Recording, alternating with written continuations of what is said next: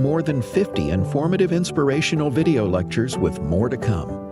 Visit stream.afa.net to experience the AFA Cultural Institute. This is American Family Radio, a listener-supported ministry of the American Family Association.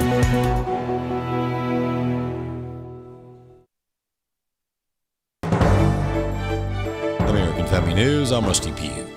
The House expected to take a test vote on the government funding bill this morning. It could then head to the House floor for a vote and then be sent to President Trump. That would end the current partial government shutdown. But it wouldn't end the fight over DHS funding, which has to be figured out in the next 10 days. And Democrats are digging in their heels over ICE. Congressman Jim McGovern of Massachusetts. And I refuse to fund such a lawless, out-of-control agency. I will not vote for business as usual while mass agents break into people's homes without a judicial warrant in violation of the Fourth Amendment. Texas Congressman Chip Roy says Republicans are ready to have that fight. I'm going to be fighting to ensure that we've got the resources necessary for the men and women of Border Patrol, ICE, and the other people at Homeland Security to secure this nation against violent criminals that are endangering the people of the United States. A woman who detransitioned after identifying as a male, winning a landmark medical malpractice lawsuit. Fox Varian was awarded $2 million after suing the doctors accused of pushing a double mastectomy when she was a minor. Jamie Reed was one of the first children's transgender whistleblowers in the United States. I am so grateful that this jury decided on this plaintiff's behalf. She deserves justice for this, and she really is the tip of the iceberg on how this industry has been treating these young people and their families. A lot of this becomes that this is no longer a medical standard. Right now, this is a belief system that has been spread through the medical system.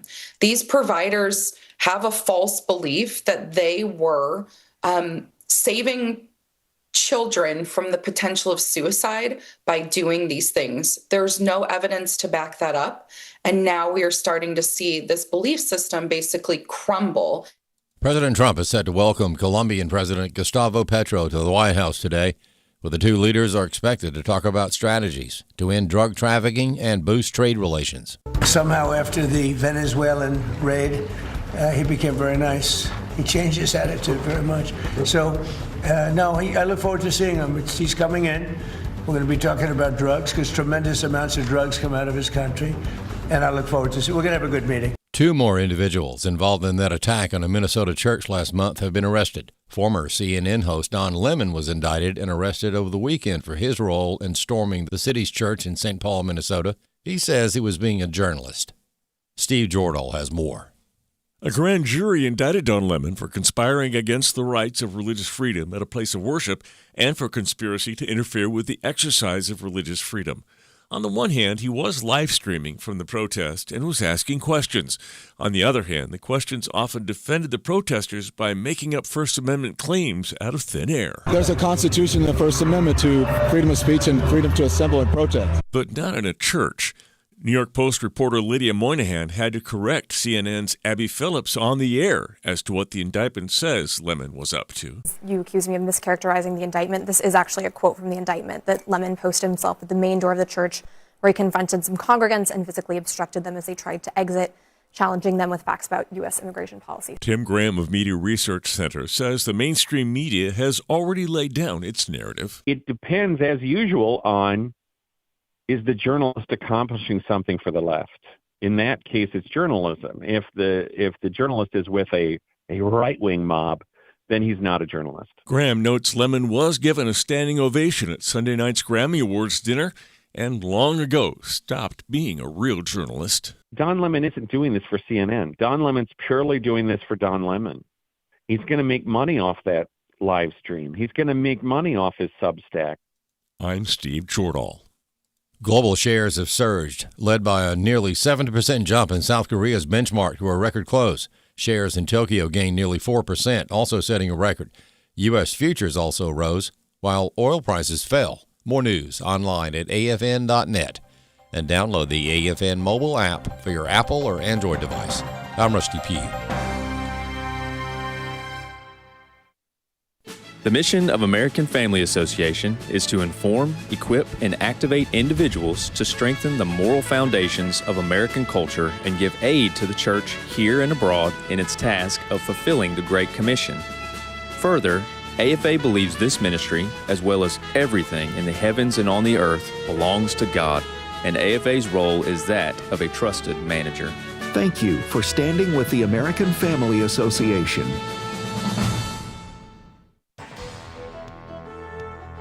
Welcome to Today's Issues. Join us for the next hour as we offer a Christian response to the issues of the day. Here's your host, Ed Vitagliano. And welcome to Today's Issues. Ed Vitagliano sitting in for Tim Wildmon for the next couple of days. And I am joined in studio by Fred Jackson, who will be my co-host today. Good morning, Fred. Good morning to you, Ed. And Chris Woodward, news reporter extraordinaire. Good morning. And birthday boy. Thank you very much. Say, this is a big day for you, 44 years old. You're reaching that point in life where you thank God that you lived to see this far and you stopped celebrating the milestones. Milestones. Yeah, you get to a certain age and the milestones are, I made it. Yeah. I made it 44.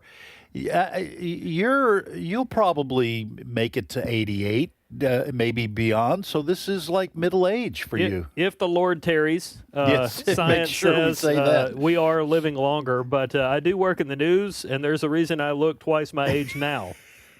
You looked twice your age when you first came here, though, Chris. Yeah, I did. In your 20s, right? Oh, yeah. I went gray in my 20s, straight up. I'm waiting on the day where somebody, a server in a restaurant or something, asks me if my daughters are my grandkids, because it's going to happen. I actually got carded a few years ago when, during COVID, everybody was wearing masks or whatnot. I went to one of the stores over here to buy something because it was Spirit Week at my kids' school, so I went there to pick up a few items for their outfits that day. Yeah. And the lady that was checking me out, she said, "How old are you, sir?" And I went, "Excuse me?" And she went, "Never mind." And I went home and told my wife, and my wife told me she was going to give me the senior discount. Yes. Well, listen, my wife and I get the senior discount without them even asking. Enjoy it. That's when you know you're up there in age. Hey, I gave you that old person discount already. Oh, thank you very much. Yep. My wife, I'll just say this, and then Fred, I'll let you talk a little bit. My wife constantly wants to get the little senior citizen discount, and I don't like it. I don't like doing that. It's just a pride thing. I don't like. It sounds like we're saying to them, "Hey, we can't afford the real price. Can you knock a little bit off? We're old people." But my wife says, "I don't care. I don't care what they think. We get the whatever, 5%, 10%. Well, today is Tuesday. There is a grocery store nearby here. Yeah. And Tuesday is Seniors Day. And if you think I'm going to give up on that 10% that they grocery store, that's serious money. Oh, it's serious. And I wait. And I make sure, and I sometimes, thank you very much for not saying you're getting the seniors discount, but I want it. Yeah. There's a grocery store that gives a 10% discount? On Tuesdays. Huh. 10% on Tuesdays. I will test it out after the show. AFN investigates. Well, now, when you're talking about grocery money, that's serious stuff. Oh, yeah. Oh, yeah. That's serious money. Yeah, I'll go there usually most Tuesdays. And if there's something, I'll call my wife. "Will you need anything?" I'm going to that grocery store. All right, then during the break, I want you to tell me what grocery store that is. I can do that. Yeah. Yeah. So, or is that something we can say publicly? Can we say that on the air? Or? Hey, what's another name for a stream? Oh, a brook. Brooks. Locally. All right. Okay. All right. Interesting. Very interesting. Yes. All right, folks. It is Tuesday, February 3rd. We're starting to motor on through the month. And we're not deep into 2026, but we're starting to get there. By the way, just wanted to let you know that at 10:30, we're going to have Steve Tybor on. He's president of 8 Days of Hope. That organization, Christian organization, has been in Mississippi and in a few other places hit hard by the storm of 2026 or the storm of 26. Mm-hmm. And hopefully it remains. I was thinking about this morning. I was thinking the storm of 26. Let's hope it's not storms of 26 because we're early in the year. We may have other storms that wreak havoc. So hopefully there's just the one big ice storm and we'll be done with it. Yeah, I mean, it's very possible. I mean, we're getting up into the 60s, praise God, later this week and into next, which generally when you have some warm weather and some cold weather, they get along about as well as Democrats and Republicans. So we might have a severe weather storm here later this month. It's certainly possible, which is what people without power don't need right now. Right, that's absolutely right, and that is why 8 Days of Hope has been here, because a lot of people have been without power. I think a lot of it is getting cleared up, but there are some people who've had so much disaster that there's still, power companies still trying to get, and not power companies, but just city workers trying to clear streets. And this was pretty devastating for a lot of people and very inconvenient for most people who were in the path of the ice part of Fern, storm named Fern. All right, Chris, let's start with whatever news you've got. Well, I mentioned Republicans and Democrats don't get along, and one of the things that they've been divided about in recent weeks has been DHS, specifically ICE patrols and Border Patrol efforts to find and remove illegal immigrants and lawbreakers here in these United States of America. The divide is so great that for a few days now, we've been in what's called a partial government shutdown. And at issue is DHS funding. And the reason I bring all this up is because today there's going to be a test vote on some legislation that Democrats want Republicans to agree to in the way of some concessions with ICE funding and DHS policies. And so there's going to be a test vote on this later today. One of the sticking points here, there are some Republicans that want something called the SAVE Act to be included in this bill. The SAVE Act would basically be another stopgap measure to ensure that illegals are not voting in our federal elections, something that has been rumored or documented for a few years now. Democrats say we're not going to vote on this if you guys include that. President Trump does want them to make that a separate issue, and he's actually been talking to a few House members, including Anna Paulina Luna of Florida, who seems to have come around on this issue on a promise that perhaps they'll vote on that later this month. So all eyes are on Washington today because, again, there's a test vote, which will lead to another vote perhaps this afternoon. Well, Fred, this is yet again another opportunity for Republicans to show their great resolve that they have in these battles. I mean, they stick to their guns and they stick to their principles whenever it comes to government shutdowns. The Democrats, I'm joking, folks, but the Democrats always seem to want to use the threat of a government shutdown as a way to wrest concessions away from the Republicans. And listen, it is first of all, a big deal that the Democrats want to put on the table a discussion about whether funding should continue for ICE, and if so, what limitations. I mean, they are at war with Immigration and Customs Enforcement. I'm not sure if they want to starve that agency out. I don't know what they would replace it with. I'm also frankly confused why Republicans and Democrats, why keeping illegals from voting in federal elections is not a bipartisan issue. Yeah, well, we have to start our discussion in Minneapolis. It is safe to say the Republicans are losing the PR battle on that front. I always have to remind people the Democrats have a tremendous ally that you should never underestimate. They have the mainstream media on their side. Yes. So the images coming out of Minneapolis, for the most part, whether it's TV, whether it's print, very liberal, Pew Research, I'd like to remind people, Pew Research several years ago did a survey of journalists in this country. 90% of them vote Democrat. All right, so you've got to understand.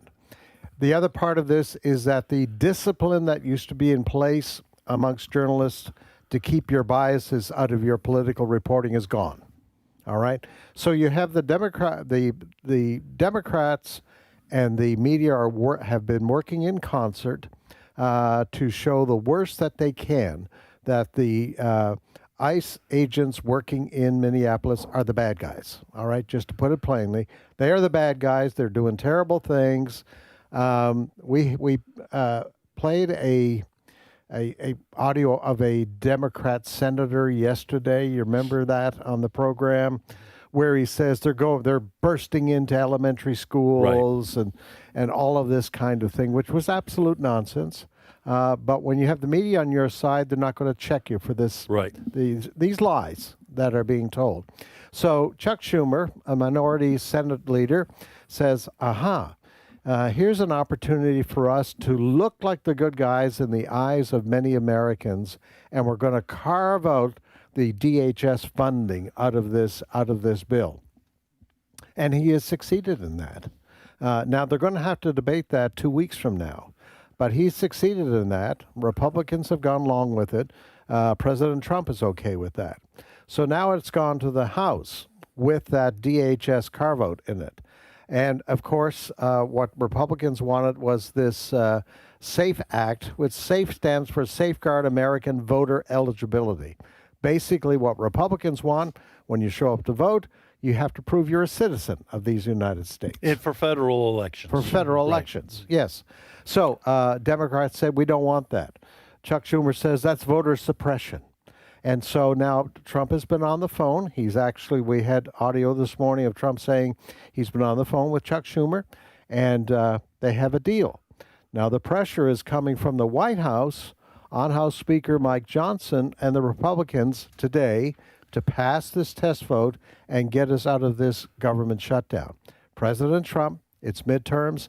We don't want a shutdown because we, the Republicans, will get blamed for it. Right. So that's where we are. So it is likely what we're hearing is from some of these Republicans this morning is that Mike Johnson, who perhaps has one of the most difficult jobs in Washington, House Speaker, he is a good man. He's a born-again believer. Right. He's working hard. And I don't know why he wants this job, because the poor man has got to be stressed all the time. It appears that he's been able to corral enough Republican forces. Remember, the voting margin in the House right now is super thin. Yeah. The Democrats were able to swear in from a special election in Houston, I think, on the weekend, somebody today. So we're down to 1 or 2 votes. That's all there is. It looks like this test vote will pass, and so we'll get through. The government will be back in action again.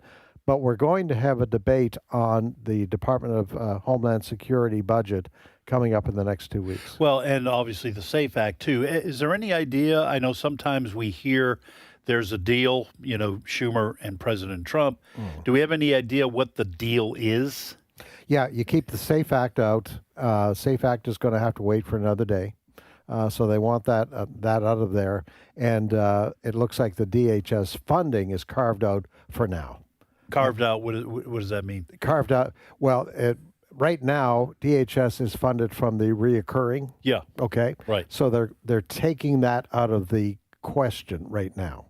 Okay. And it's got to be debated within a couple of weeks. And the alternative would be that whatever the Republicans remove from this bill, they could reinsert, for example, I don't know what the right language is, in the reconciliation bill that they are allowed once a year to vote, where you don't have to deal with filibusters and so on and so forth. The other thought is that the SAFE Act could come up as a standalone bill. So that's kind of where it's being sold to Republicans right now, that instead of trying to tie this in, that we wait and we'll debate the SAFE Act somewhere down the road. Chris, let me ask you this. Now, we didn't discuss this in our story meeting, so if you don't know the answer to this question, I fully understand. There's a lot of details to keep, juggling. A man of your age probably can't always do that, but not like you could when you were a younger guy. Yeah. But Are there any? I hear this kind of language sometimes. I'm not sure it's official for any city or state in America that currently allows illegal immigrants to vote, or non-citizens, not just necessarily illegals, but people who are here. Is California, for example, do they let illegal immigrants vote? There's always this talk about we're going to give them driver's licenses, and then the question is, well, can they use that to show up at a poll and vote? Because Fred, well, Chris, I think is looking something up. I'm looking it up to answer your question. Yeah. So my personal belief is certainly the SAFE Act would be a stopgap measure to keep illegals, for example, from voting in a federal election. But I've got to think that even in city and state elections, there would be a legitimate Supreme Court, or at least federal judiciary review, a legitimate review of whether or not the Constitution is being violated, because you're essentially giving non-citizens the right to disenfranchise my vote. If I'm a voter in San Francisco, for example, and San Francisco says we're letting, as long as you show up with a driver's license, you can vote, then we're not checking your citizenship status. California allows illegal immigrants to get a driver's license, therefore we're letting illegals vote. If I was a conservative, I'd take that to court. Yeah. And I would say, I know it's a state election, I know it's not a federal election, but you're still violating the Constitution by disenfranchising citizens who are allowed to vote. Yeah, you give the principled answer there, but here's the issue. The Democrats argue that if we demand somebody to show up and vote with a passport, right, prove you're a citizen, or a copy of your birth certificate. A lot of people don't have those documents. A lot of people don't have passports, right, et cetera, et cetera. Their argument is they may be American citizens. They don't have those documents, so you're suppressing their vote. That is the argument from the Democrats. I see. All right? That's what they say. So they would never admit that we're allowing. They wouldn't say voice it. They wouldn't say we're allowing illegal immigrants to vote in this federal election. Right. They would simply say we cannot suppress this vote just because they don't have a passport or a copy of their birth certificate. The counter to that is obviously that, I know you're not advocating for this, but the counter is pretty simple. We require people to have a passport or a driver's license to get on a plane. That's right. Are we arguing that by doing that we're suppressing people who don't have those particular documents? You got to have those kinds of documents. Now, I don't have to have those kinds of documents. If folks, just as an example, if I were to go into a convenience store and want to buy a 6-pack of beer, okay, I'm older, maybe they would card me just because it's the law, but there may be people who are in their 20s saying you're suppressing my right to engage in commerce because I don't have those kinds of documents. So it's a tricky argument that the Democrats are making, and these kinds of arguments are always tricky when you're actually trying to accomplish A, B, and C over here. So you make the argument about X, Y, and Z to take the eyes off what you're actually trying to do. What would you find? Yeah, Chris? So this is from Ballotpedia, which is a fantastic source on political ballot-type issues. This data is current as of January 20th, 2026, and I'll post this on our Today's Issues Facebook page. California, Maryland, and Vermont do have jurisdictions allowing non-citizens to vote in local elections. There's approximately 18 or 19 states that explicitly prohibit non-citizen voting in state constitution, and a handful of states are actually voting on non-citizen voting measures this year. Those include Arkansas, Kansas, and South Dakota. There's a whole bunch of states that don't have anything on the books about all this. Yeah, I would guess because... Including Mississippi. I would guess because nobody thought it would be possible that someone would be trying to allow non-citizens to vote. Well, that's because when the framers wrote everything down and then the state started to join the union, people governed with common sense, which has been lacking for generations in this country. Well, in Tim's absence, as he's often said, why do you think Joe Biden allowed 15, 20 million people in the country illegally?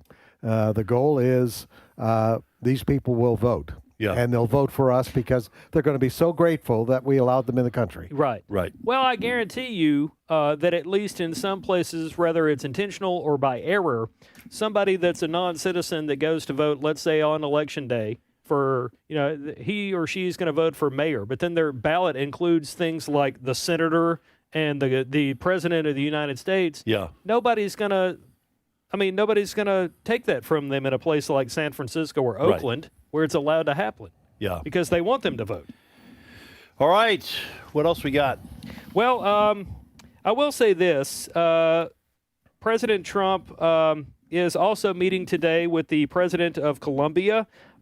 This is an interesting meeting, given the fact that the Trump administration has been involved in trying to change Venezuela and change the political climate of that part of the world. But President Trump says he's looking forward to today's meeting, which is supposed to involve things like efforts to combat drug trafficking and also trade deals. Clip 6. Somehow after the Venezuelan raid, he became very nice. He changed his attitude very much. So, I look forward to seeing him. He's coming in. We're going to be talking about drugs because tremendous amounts of drugs come out of his country. And I look forward to we're going to have a good meeting. Now, he says that often. Well, Chris, I want you to.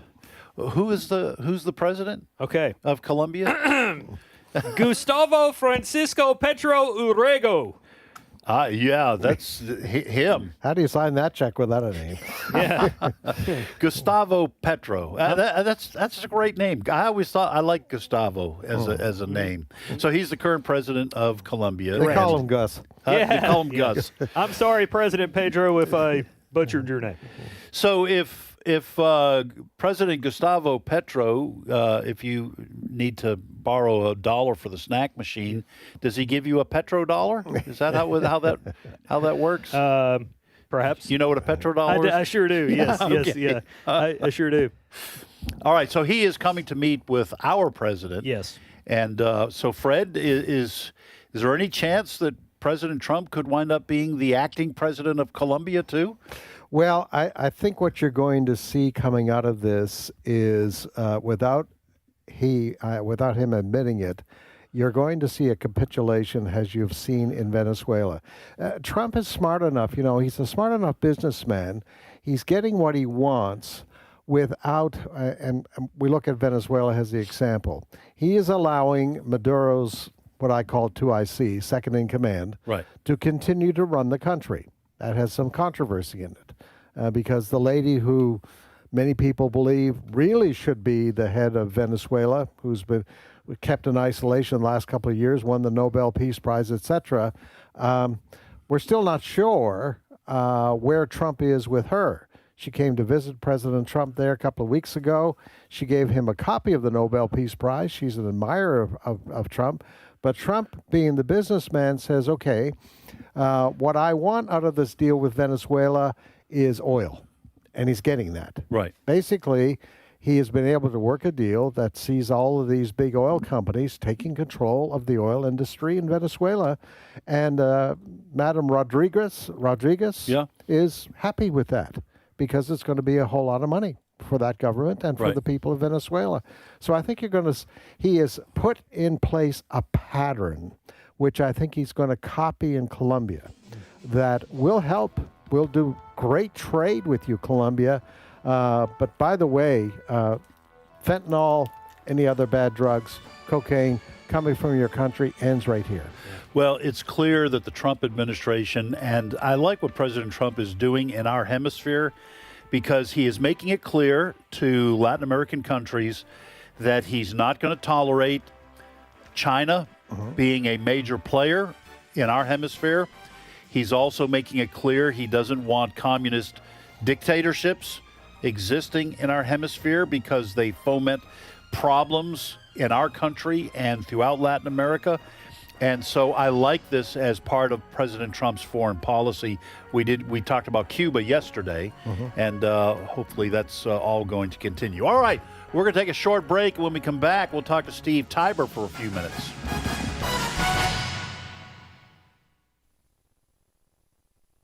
It's my turn. Here is your host for My Turn, Don Wildmon. Felix Mendelssohn, the famous musician, was visiting Freiburg once and went into the cathedral there. He listened to the music coming from the organ. Following a few moments of listening, he approached the organ and asked permission to play the musical instrument. The old organist in charge refused his wish at first, but finally consented after much insistence on the part of Mendelssohn.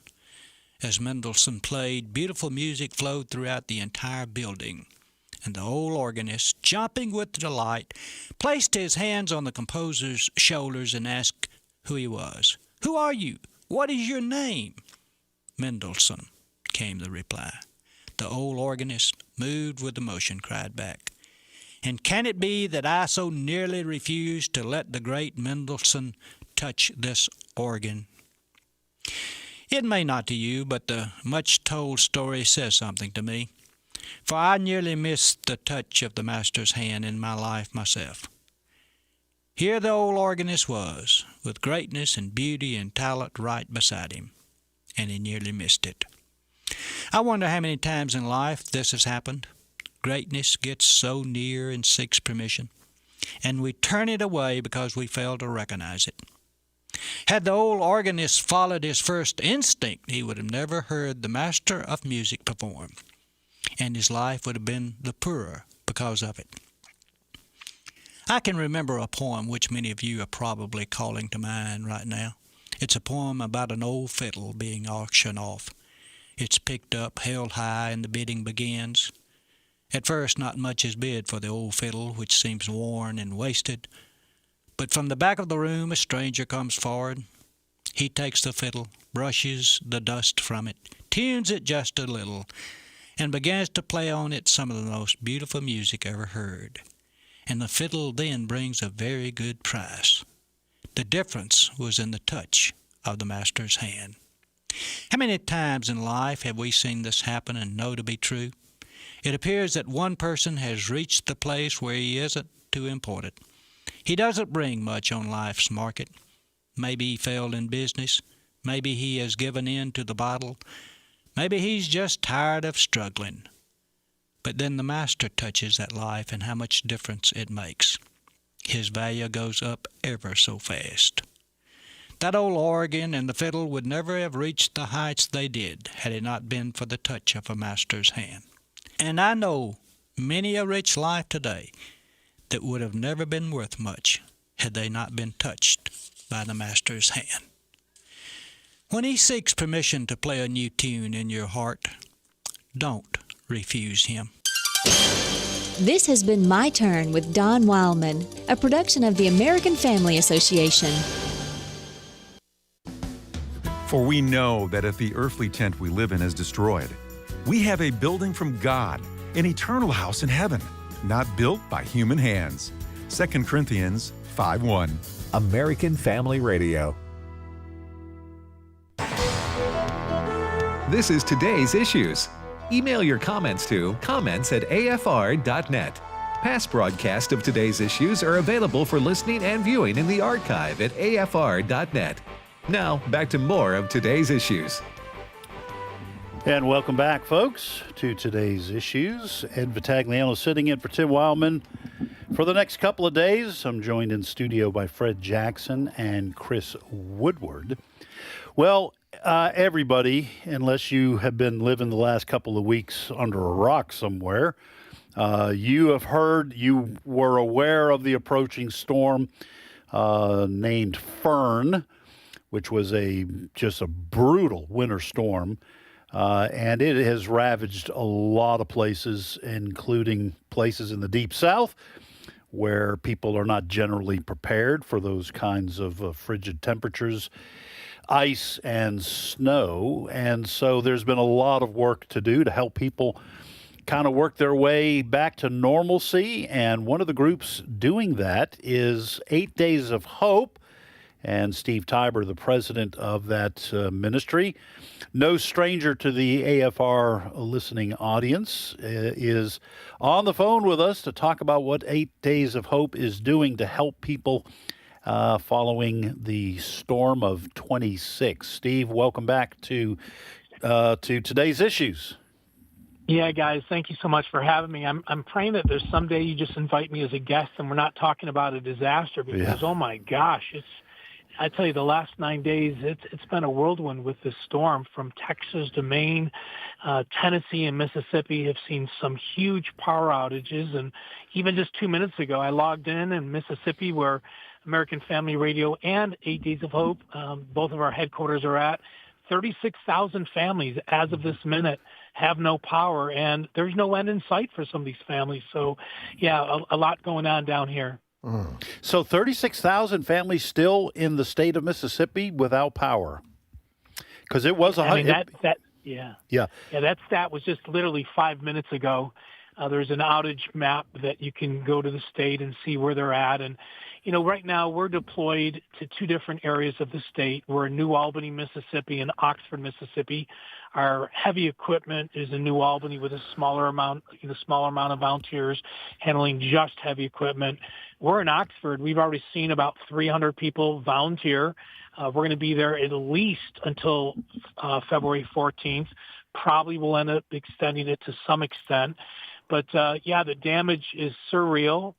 The power outages, no access to food. We launched our mass feeding arm. We've now served food in 9 different communities over the last 9 days. And, you know, every morning at our headquarters in Tupelo, we're making thousands of meals. And, at lunchtime, people are getting hot meals. So it's a little bit of this in this region and a little bit of that in that region. But, boy, the need is real. Steve, Fred here. Tell us a little bit about how you get, for instance, food to people who may be very isolated in those places. I know Oxford is a good-sized city, but we're being told there are people just on the outskirts of these areas that are in desperate situations. Yeah, Fred, great question. So 8 Days of Hope for the last 20 years, whenever we serve a community, we look for a way to work with the local church. Because at the end of the day, we're going to be moving on to the next city and the next disaster. And we want the local church to shine and develop those relationships. So, the food that we've been delivering today, I think it's 5 or 6 different sites.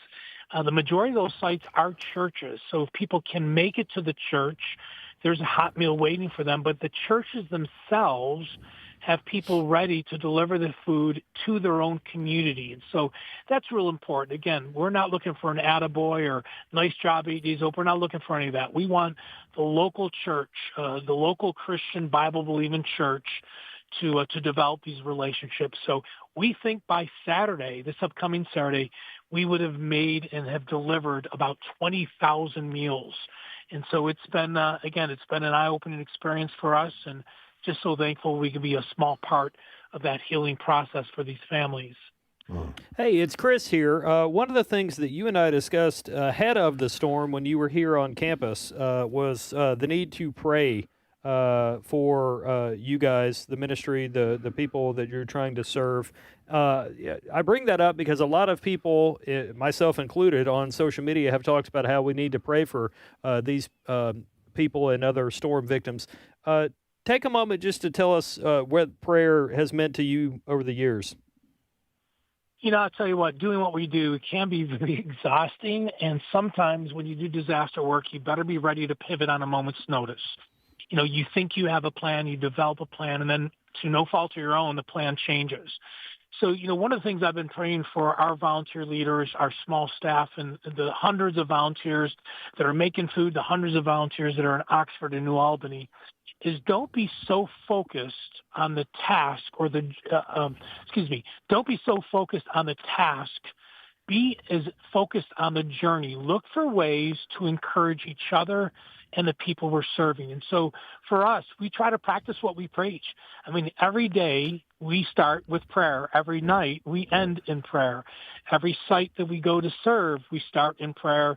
We invite the family to pray with us as well. We invite the family back for dinner, and we give them a hot meal, and that's where they hear the gospel. And once again, we're praying. And so there is power in prayer.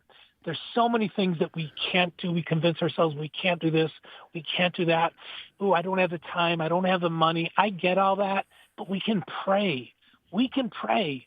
And so be praying for the families in Tennessee and Mississippi that are waiting for a helping hand. Pray for the volunteers that are traveling as I speak from all over the country to come to Northeast Mississippi to love the brokenhearted. Please bathe this whole project in prayer. Steve, sometimes Christians are at odds with one another over what the gospel is and what Christians should be doing. You might have one side that says we should only deal with preaching the gospel. Usually those are folks who don't want any Christian involvement in politics. But it's also, they say, you're doing that social gospel stuff. You should preach the gospel, not provide a sandwich. Then you have folks on the other side who say, no, you got to feed people, and you need to do it without trying to manipulate them with the gospel. Just feed them if they're hungry.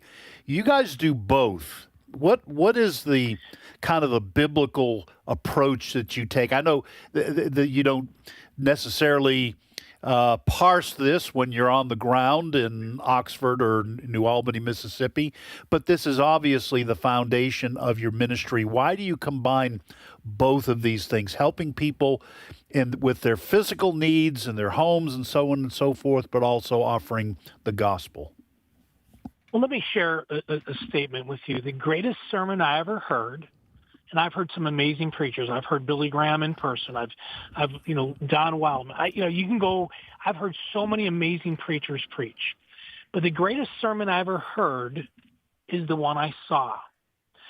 When a family who has nowhere to turn meets strangers who've come around the country to love on them and serve them, they see Jesus. So maybe not a scripture verse, at least in the beginning, is even mentioned. But here's what happens, Fred. Almost 90% of the time, the family will say, hey, why did you come from Wichita, Kansas to Northeast Mississippi? You live in Buffalo and you came to Mississippi?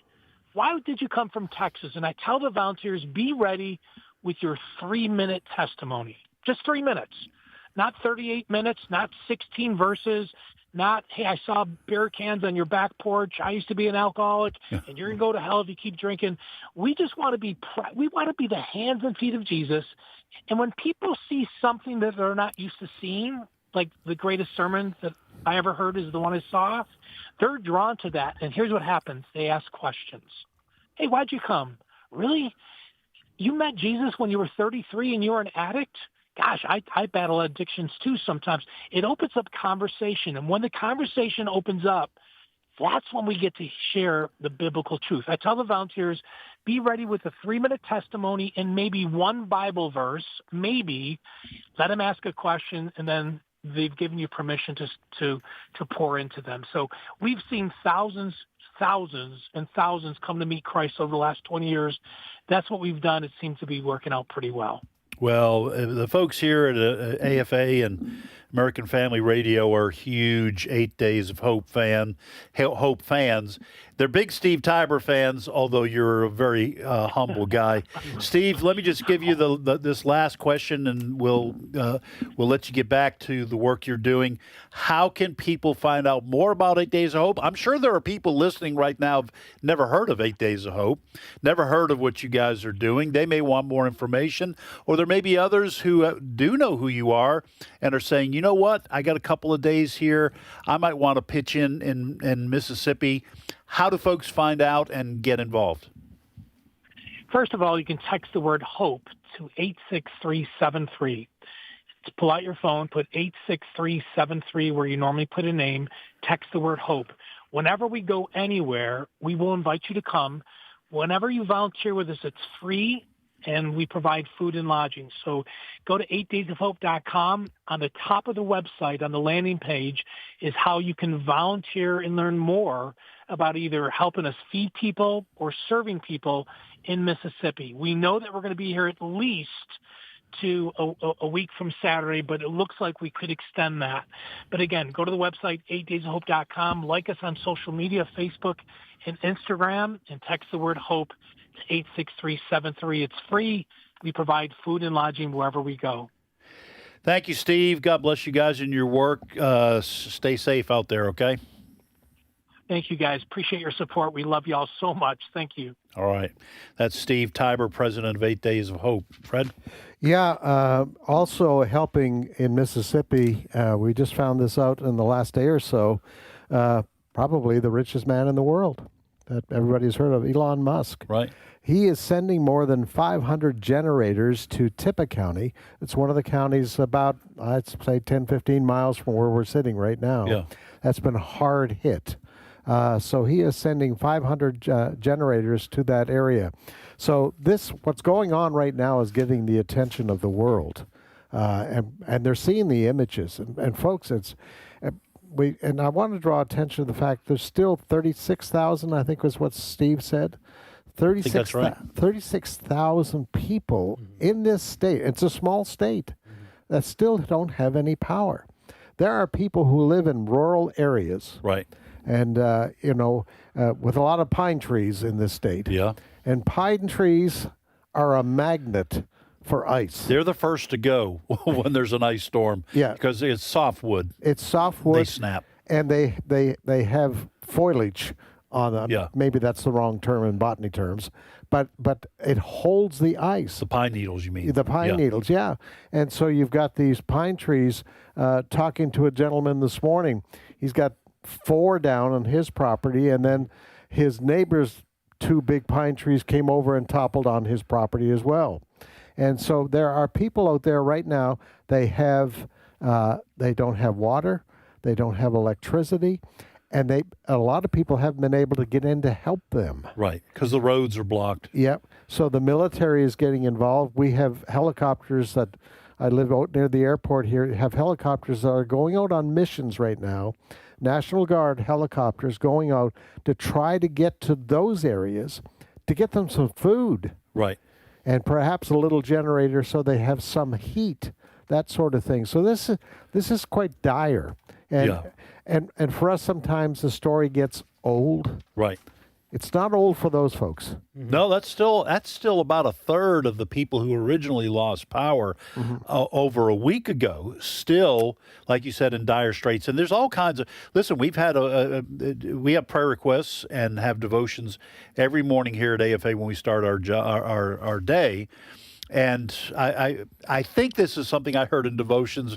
It might have been something I heard at church, but a family came through, they got their power turned on, and then their house burned down because the power came back on and something had happened to some of the wiring. People find out their pipes burst, all that kind of thing.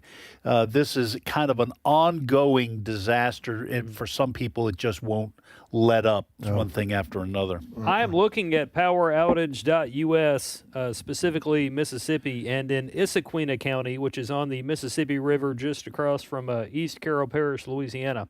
They are still reporting a 100% power outage in Issaquena County. Wow. Yeah. Now, it's not a huge population there, but it's still human beings. And we want to remember our friends in Tennessee, too. Yes. Because a lot of those folks are still suffering as well. Yeah. And even in Nashville was hit hard. Well, the Carolinas here just Charlotte got a foot of snow. This was a separate system. Yeah. So we've got, we've got friends all across this area. And so we need to keep, and we say this, we need to keep praying, but we really do need to keep praying for these folks. Yes, and praying for groups like 8 Days of Hope. I think Samaritan's Purse is also involved, and that is interesting, which you shared about Elon Musk donating. The generators are pretty expensive for folks, and when you're in the middle of a disaster like they've been involved in, you don't have a lot of extra cash floating around, so this will be a big help for a fair amount of people. Yeah, one thing that might be, if you're looking to help serve or pray for people in your neck of the woods, wherever it may be, is to take care of the families of the linemen.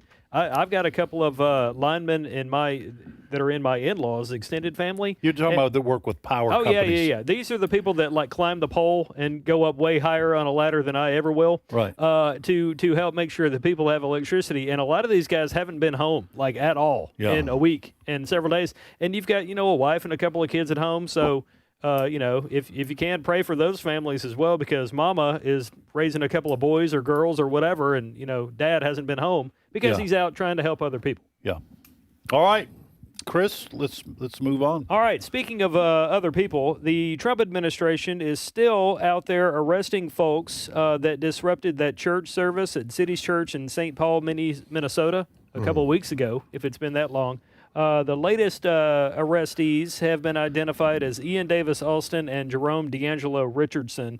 And I've got some audio here of Attorney General Pam Bondi. She said early on, we are not going to tolerate this. We are going to go after those people that Don Lemon and others caught on camera disrupting the church service. What they did was wrong. And we're not going to stop with just these latest arrests. Clip 8. These parishioners thought they were going to get shot. One of the people with Don Lemon screamed, quote, "This ain't a house of worship. This is the house of the devil." There were children crying. There were parents blocked from getting upstairs to take their children out of Sunday school. All right, so Chris, let me ask you this: there have been arrests that have already been made, yes, of some of these that they've been able to identify as being.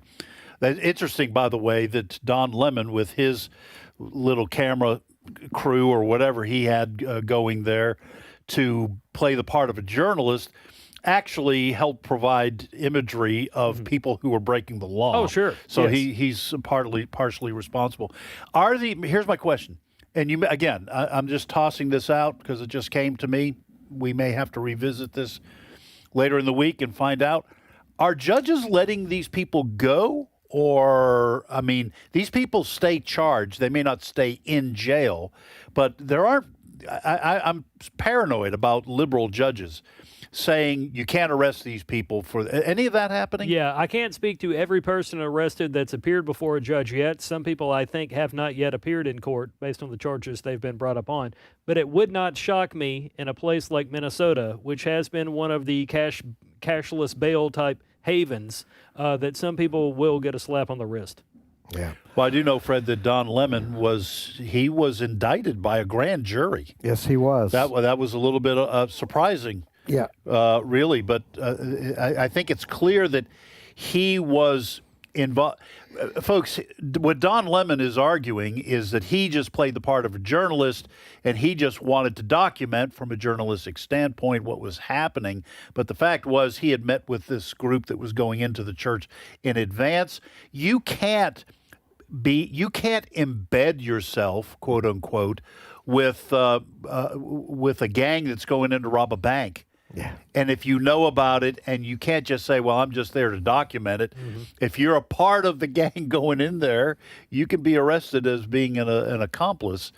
And that is apparently what has happened to Don Lemon. Well, I saw a bit of the interview that, air quotes, journalist Don Lemon did with, I think it was the pastor of the church that morning when this disruption occurred. He was asking aggressive questions. Right. I'll put it that way. And this church was chosen, we have to keep reminding people, because one of the staff members of the pastorate works for ICE. He's a part-time pastor, and he works for ICE there in St. Paul. And they found out. Yes, they found out, and that's why that church was targeted. And targeted is not too strong a word. Mm. They went in and invaded. Yeah. They were not invited into the church. Well, they were certainly not invited in to disrupt the service. Yes. Some people have made the argument, well, churches invite people to come in to the church service, but they don't invite them to come in to disrupt it. Listen, they're going to be charged. There's civil rights charges. So there's also under the FACE Act. Yes. The FACE Act primarily was designed to go after pro-life people who might protest outside an abortion clinic, all right? And they get arrested for simply sometimes just praying outside the abortion clinic. Let us remember when Joe Biden was president, and we had Attorney General Garland. Merrick Garland, yeah. Merrick Garland. He was charging these pro-life people. In fact, you may remember one pro-life person from Pennsylvania. His house was surrounded by 20 FBI agents. Was that Houck? Yes. His last name Mark Houck, maybe? He was having a meal with his kids in his house, all charged on the FACE Act. So also the Republicans, in order to get the FACE Act passed, Republicans inserted in there also disrupting a church service. Right. Yeah. You cannot deny the church service was underway. It was disrupted by this group of people. So if they get off on this, that is maybe as a result of some liberal judge somewhere who just, disregards the law. And disregards the obvious on this. In favor of criminals. Yes. That becomes their modus operandi. Yes.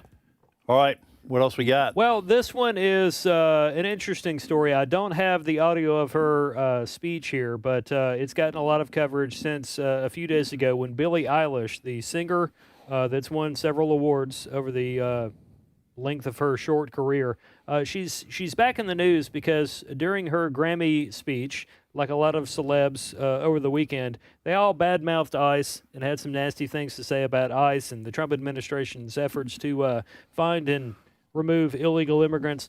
The reason Billie Eilish's stuff really stands out is because she talked about how this is stolen land, which is a phrase and a term a lot of liberals have been using, saying that the U.S. government, like a lot of Western Europeans, stole land from the natives that were here or whatnot.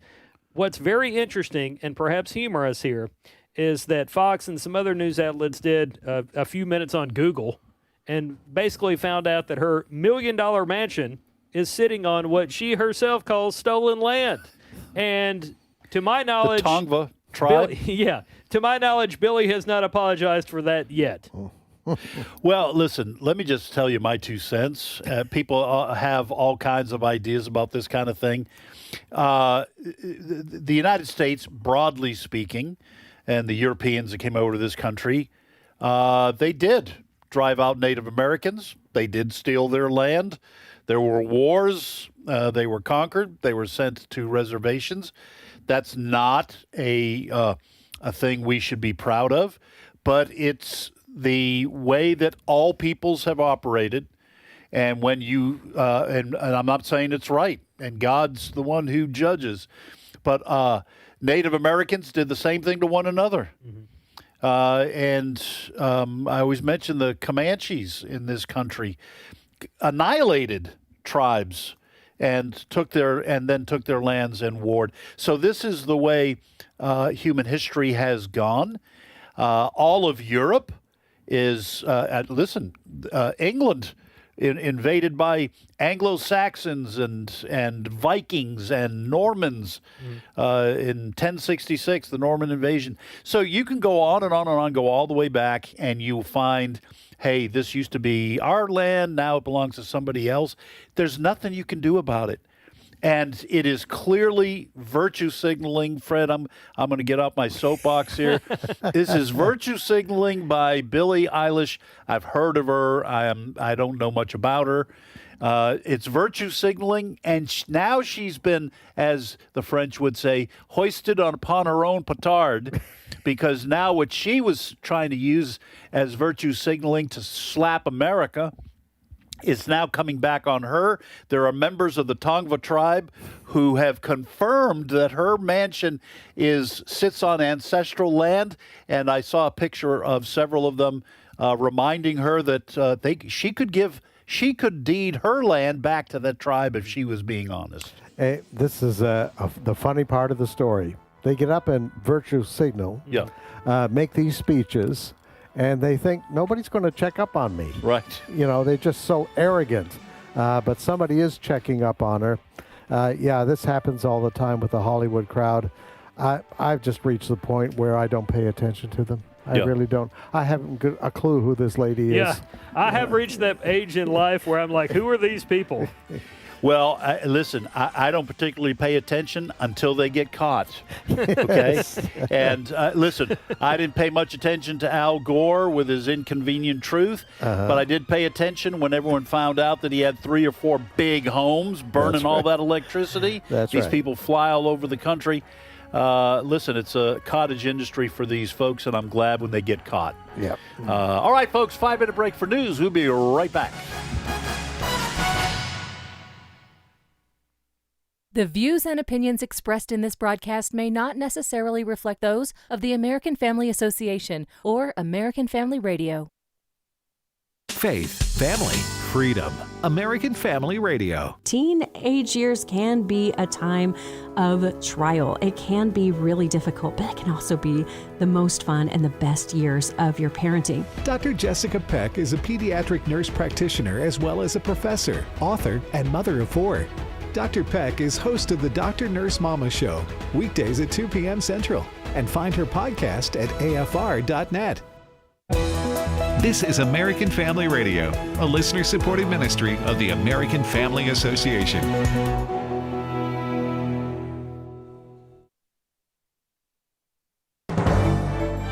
American Family News, I'm Rusty Pugh. President Trump wants to nationalize voting. Securing elections continues to be top of mind for President Trump as he called on Republicans to take over and nationalize voting in at least 15 unspecified places. The president making comments on the Dan Bongino show where he alleged some states are allowing people in the country to vote illegally, saying, quote, "We have states that are so crooked and they're counting votes." The idea getting pushback by some in the president's own party. Republican Congressman Don Bacon on X says, quote, "I oppose nationalizing elections when Speaker Pelosi wanted major changes to elections in all 50 states. I'll oppose this now as well." On Capitol Hill, Ryan Schmelz, Fox News. ICE agents in Minnesota will soon be getting body cams. Brooke Taylor reporting from Minneapolis. These ICE officers and Border Patrol agents here in Minneapolis are going to be the first to get body cameras in a rollout that was announced by DHS Secretary Kristi Noem. So she shared this on X. She said, quote, "As funding is available, the body camera program will be expanded nationwide. We'll rapidly acquire and deploy body cameras to DHS law enforcement across the country." Now, the Justice Department served grand jury subpoenas to several top Minnesota officials. They're accused of conspiring to impede federal immigration laws. That is something that Mayor Fry has denied. A Virginia jury convicted former IRS agent Brendan Banfield of aggravated murder on Monday. He was accused of conspiring with his live-in nanny to kill his wife, Christine, and frame another man for the crime, Joseph Ryan. Virginia prosecutor Jenna Sands noted Banfield's behavior during his testimony, calling him cold. Behaved oddly in response to questions that should have elicited emotion, that he never spoke of himself as Christine's husband, that he didn't speak lovingly of his wife, that he showed absolutely no human emotion that we expected to see of someone in his position. A Georgia mother is charged with killing her infant son by filling his bottle with alcohol. Cops say 37-year-old Omarilyn Colin killed her 3-month-old son by substituting formula with alcohol. She's charged with murder and child cruelty. The boy, named Nova, was found unconscious in their Atlanta home and died later at a hospital. She was charged after the medical examiner determined Nova's blood alcohol level was twice the legal limit an adult driver is permitted. Gary Baumgarten, Fox News. An upcoming prayer event aims to bring about revival. And as Chris Woodward explains, your church can be a participant.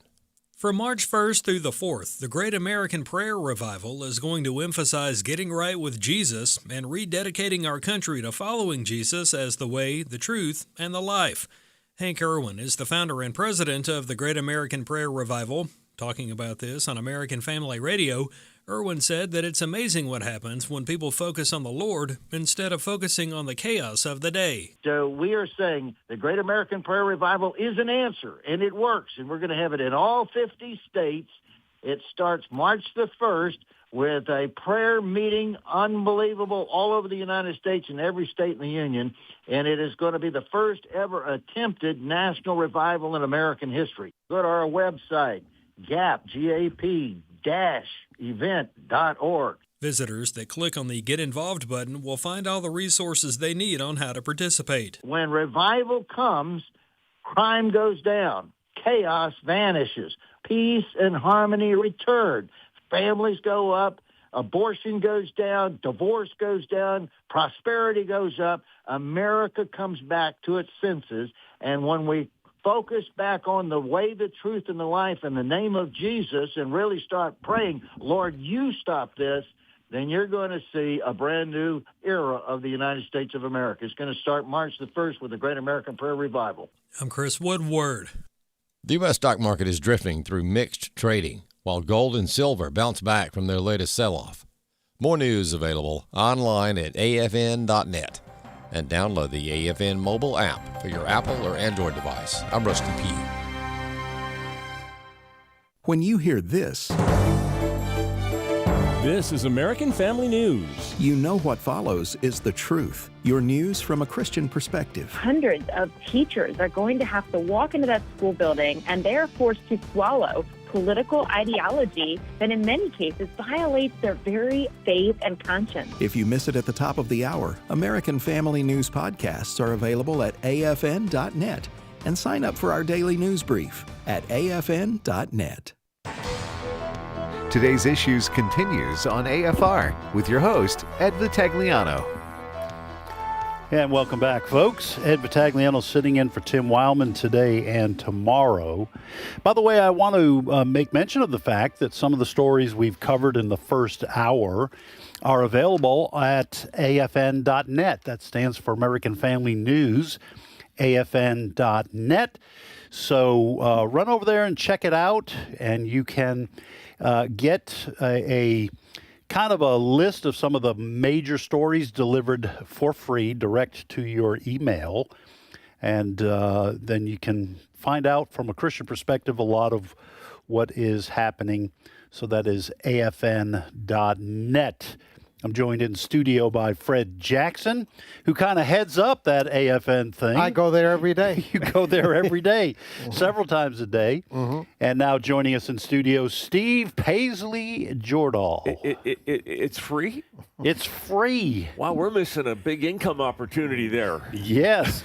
And the reason we miss that big income opportunity is we have the calling to get this information out and be an alternative to the mostly corrupt mainstream media that will tell you its perspective on the news from the devil. From that perspective, we try to give you a biblical perspective on that. Listen, folks, I know there's probably Christians in the mainstream media trying to do the best they can. But if you want a news source you can trust, check out AFN, American Family News, afn.net. All right, Steve-O. I want to start here. This is breaking news. This just appeared online, and it confuses me a lot. I'm going to play some Jeanine Pirro for you. She's an attorney, the federal attorney in D.C., and I think she's got some Second Amendment issues now. The crime is down in D.C., and a lot of it seems to be because of the introduction of federal help with the crime rate in D.C. But I don't understand this. Cut 15. You bring a gun into the district, you mark my words, you're going to jail. I don't care if you have a license in another district, and I don't care if you're a law-abiding gun owner somewhere else. You bring a gun into this district, count on going to jail, and hope you get the gun back. Wow. What brought that on? We'll talk about the meat of the issue here in a second, but why is she going off on? Well, what has happened is that President Trump sent in the National Guard and ICE people to clean up D.C. Because it was one of the murder capitals in the United States. The latest stats show that the numbers of murders has dropped dramatically. Jeanine Pirro was appointed to be the federal judge representative there. She's done a pretty good job. Yeah. President Trump has been saying people now in D.C. can go out to have dinner in the evening again. Right. It's safe our streets are safe. But I'm glad you brought it up, Steve, because I listened to that yesterday. She did an interview with Fox, and she was touting, D.C. is safe again. But then she said just what we played. I said, oh, wait a minute. You sound like you work for Keith Ellison, right. the Attorney General of Minnesota there, saying that I don't care if you have a license to carry. If you're found with a gun in my district, you're going to get arrested. And I thought the same thing. What happened to the Second Amendment in her district? Yeah, it's very confusing to me. We're just talking about mixed messages. Well, here's the thing. Now, there is a reciprocity among some states. I have a enhanced carry permit here in Mississippi. There are a number of states that recognize that. If I, go down to Florida, I can take my gun there legally.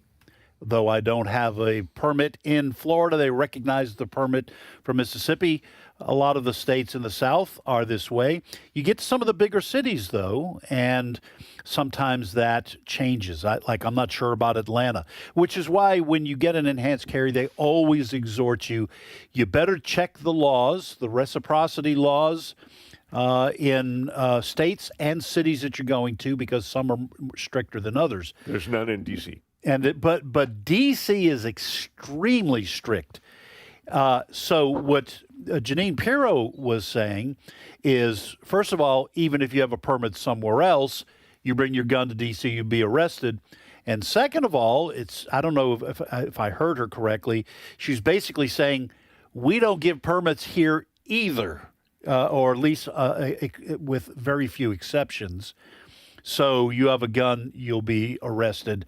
The Supreme Court has ruled on the issue of the Second Amendment. I am not an expert on this, but there are obviously some carve-outs for cities like D.C. because they're extremely, extremely rigid on who gets one. In fact, I remember, 10, 15 years ago, and I don't remember the gentleman's name, but he was a columnist for the Washington Post, and he was dead set against the Second Amendment, and then he actually had a break-in and used an illegal gun to protect himself and his family.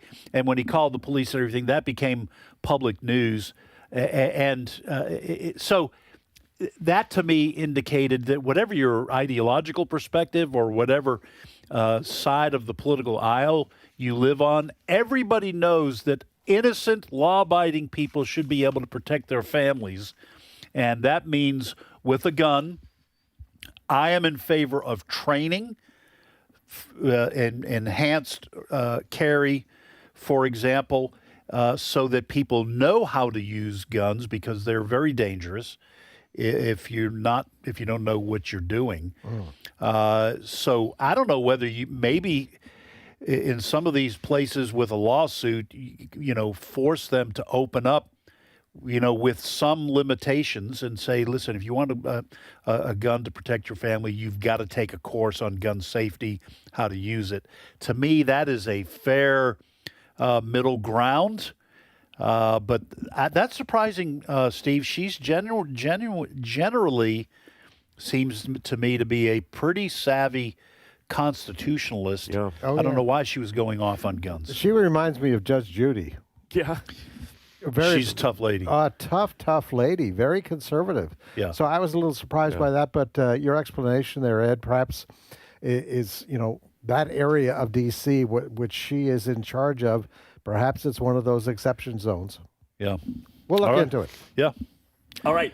I did play this for you guys this morning as we were doing our story meeting, and it shows the length to which some Democrats are willing to go to protest ICE. There is a mayoral candidate in Long Beach, California. His name is Rogelio Martinez, and he wants some help because ICE is starting to do raids in Los Angeles. He wants some help getting rid of ICE in his community, and listen who he's calling on. This would be, Brent. My name is Rogelio Martinez, your 2026 Long Beach City Mayor, and I need your help. I need to see 55 gang leaders here this coming Monday. The Latino gangs, the Cambodian gangs, and the Filipino gangs, and the black gangs, and the Pacific Islander gangs. We need to take back the city. Enough is enough. ICE needs to get out of Long Beach. And this is the only way that I know how to get them out. Peacefully, but with strong force, but peacefully. That's what I call when I want a peaceful resolution. I call gang leaders. Yeah, and gangs are known for being peaceful, you know. Listen, that guy is a blatherskite. Oh, look at you. I mean, listen, and he's a Jabberwocky. I had a very nice lady who communicated with me and said blatherskite like it. Jabberwocky is a synonym. Well, Lewis Carroll for you there. It keeps me from saying something ugly. Okay, first, Fred, this mayor of Long Beach, now that's south of Los Angeles, right? East of Los Angeles. Is he mayor or candidate for mayor? Candidate for mayor. Okay. Candidate, okay. So, so my first thought when Steve played this morning is, what kind of a country are we living in when a candidate for the mayor of a California city admits that there are 55 different gangs operating in the city to the extent that he believes if they show up, they can drive out a federal agency. And then the second thing was when he said peacefully but with great force. That's utter nonsense. What does that even mean? How do you drive out a federal agency duly authorized to be in your city to go after illegal immigrants? How do you peacefully but with great force drive them out? He's calling for gang warfare against a federal agency and pretending that he wants the gangs to do it peacefully. I would hope the good people of Long Beach, California, would say, this is a guy we cannot vote for because we don't want the gangs running our city. I'm amazed that he went public with this. This would be like a candidate in New York saying, I have friends in the mafia. Yes. And I'm calling on them. I'm calling on them. How about the fathers? to give me a little hand here. I'm calling on Don Corleone to help me out in my political campaign. And by the way, in parentheses, yes, Don Corleone, I'll owe you. Well, I mean, what do you think the gangs? That was actually happening. It just wasn't happening in public. What does this mayoral candidate think the gangs are going to ask for if they were to show up? Yes. They're going to say, okay, you're going to have to give us a piece of the action. Nah, this is utter nonsense, but this is what passes for political discourse now on the radical left. At the same time we're hearing him, this is happening in Minneapolis. This is the story I read on one of my Twitter feeds. There's a couple that went out to a burger place that they were saying, you have to try this burger place. So they went. And as they were driving, this lady says Minnesota ICE protesters stopped her car, checked her license plate, and wouldn't let her pass until the plates were run, and she had to show ID. She passed a small group of maybe 30 people holding signs spelling out what people wanted to do to ICE out. Many of the houses in the neighborhood also had signs saying similar messages. When they were leaving to drive back to the hotel, they passed the group again. At that point, the resistance group stopped in front of our car and would not let us drive. One woman appeared to be looking at our license plate and doing something on her phone. She was standing directly in front of the car, blocking us. I can't imagine being a sane person and living in this city. They were visiting. Wow, Fred, this was equally shocking this morning in our story meeting. This is Minneapolis. You said this story, Minneapolis. Yes. There are roving gangs of protesters doing roadblocks and stopping vehicles and stopping traffic. I mean, how absurd is the situation in Minneapolis where the local police will not go and clear these people, okay, really trying to withhold insulting language. Why aren't they clearing these people off the roads? I mean, listen, we can't. If we went to Minneapolis, could we get a group big enough and just stop traffic and demand personal information and keep them from leaving so we can find out if their license plate matches something that we might be able to tie to ice? And then what happens if they do? They'll destroy the vehicle. What happens after that? People get scared. They floor the gas pedal, the accelerator. They run people over. This is utter lawlessness in that city. And to Steve's point, whoever he was quoting there, how do sane people exist in a city that's lost its mind? Well, this is all a result of the political leadership there. The governor of the state, Tim Walz, the mayor of Minneapolis, Jacob Frey, both of them basically have advocated for lawlessness. They have encouraged what we have seen in the way of protest against ICE agents in that city. I'm sure all of our listeners have seen some of the videos of what these ICE agents have had to put up with. People spitting at them, people kicking rear lights of vehicles up. They're stealing weapons and important information and paperwork from their vehicles. Yeah, they have allowed anarchy, the political leadership. They've allowed anarchy in that city. So it doesn't, in some ways, it doesn't surprise me that these people are saying we have a green light basically to do whatever we want. So we're going to stop vehicles here. And because the local police have been told not to cooperate with ICE, I'm not surprised that the local police are stopping these people.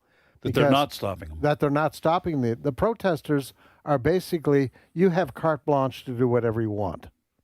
Well, Steve, this reminds me of the quote-unquote summer of love in 2020 in places like Seattle and Portland. And Minneapolis. Where people basically took over swaths of the city, and the local political brain trust basically said, go ahead. No-go zones. Yeah.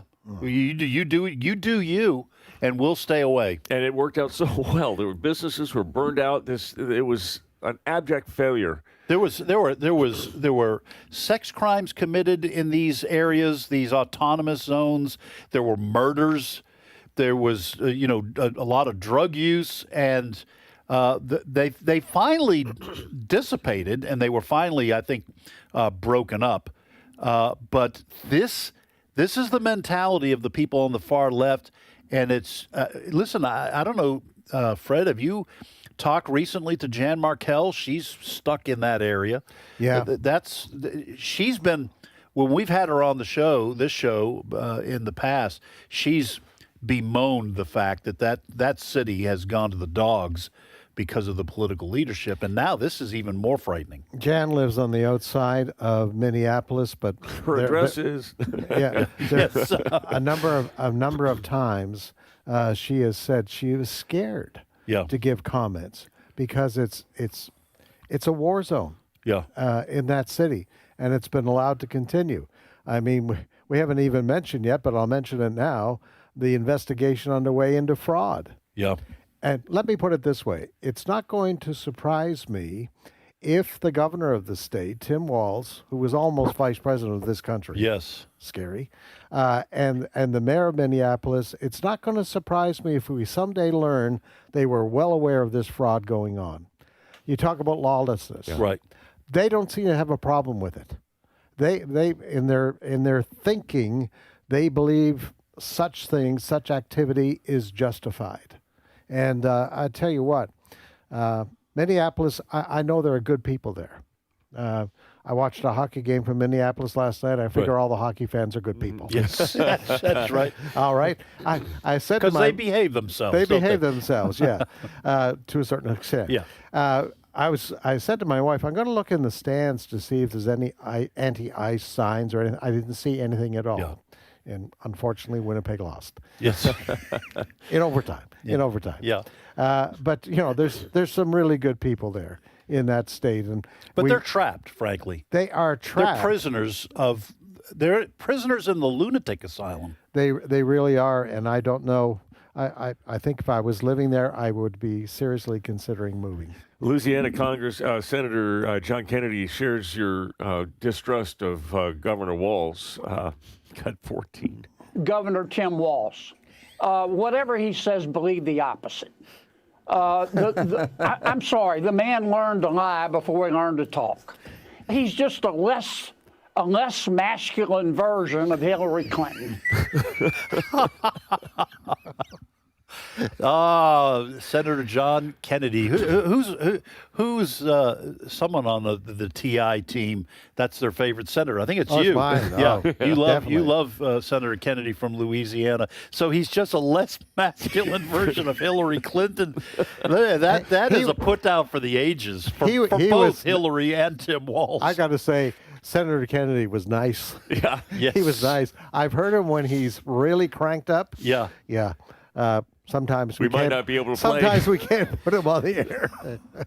That's a brilliant put down. Now I'm going to tell you. I also wouldn't be surprised to find if we find out that Mayor Fry and Governor Walz knew about this, and they were in favor of it because it's used to help the Somali immigrants. It's billions of dollars. Yes. And yet we're not talking about that very much because all we hear on the mainstream media is about ICE and their quote unquote, according to Tim Walz, their atrocities that they're committing. Yeah. Just an update right now. We're watching the passage or not passage of this spending bill. The test vote is underway. Right now, the no votes are ahead by one vote, with one Republican left to cast a vote. If that two Republicans voted against the spending bill, which would, if they can't get past this test vote, then we have a government shutdown on the way. If they can't get this last Republican vote, if they do get it, then Vice President J.D. Vance would have to cast the tie-breaking vote. Even in the House of Representatives? In the House of Representatives. Well, no, he's in the Senate. Yeah. Yes. My bad. So what do they do if the vote is tied in the House? I guess it fails. I don't know. If it's a tie. That's actually a good question. Well, anyway, Washington's exhausting. Yes. I mean, it's just exhausting watching the inability of Congress to actually function. Go ahead. But you said it, Ed. We're a deeply divided country. We only have a few minutes left, but we talked about in our story meeting a poll that's just out there about the 28 presidential election and who's favorite. Kamala Harris wins for the Democrats. Kamala Harris. I was shocked by that. And number 2 is Governor Newsom of California. Number 3, AOC. Yes. So these are the people the Democrats still like, and they want on the ticket in 28. I mean, it's the polar opposite on the Republican side. It's J.D. Vance is well out in front. So we are a deeply divided country, and I'm not sure how you resolve that. We have had years of indoctrination of our young people about socialism and communism. Again, we don't have a chance to go into stories today, but we've got young people today that can't add 2 + 2. Yeah. Don't know what a man is or a woman. Don't know what a man or a woman is, but you know they're out there protesting. We had stories this week of elementary school teachers last week when the anti-ICE people were holding these cross-country demonstrations. We had elementary school teachers taking their little kids out and protesting in the street against ICE. With or without parents' knowledge? Of course. Oh, my. Well, look, the Democratic Party is cooked. Yeah. All right. Now, this is what I mean. They have been taken over by the radical wing in this party, the radical left. They've been taken over by it. That's why AOC, that's why Kamala and Governor Newsom are the top 3 in terms of Democrat voters. So the Democratic Party is that we all used to know that's over. Yeah, I don't know if mainstream liberals, classical liberals, can get that party back. But the country may be cooked too, because if that party can inspire new voters and young people to go with this communist wave in this country, then we could continue to see this insanity gain a foothold in a city near you, coming to a city near you. Anyway, thank you, Fred. Appreciate it. Thank you, Steve. A pleasure. Our thanks to Chris Woodward. Also, our thanks to Steve Tybor, president of 8 Days of Hope. Please go to 8 Days of Hope, their website, and maybe participate in what's happening here in Mississippi or Tennessee. Thanks to Brent Creeley, our infamous and infamous and awesome producer. And listen, more great programming directly ahead on American Family Radio. Thanks for listening to today's issues. Lord willing, we'll see you tomorrow.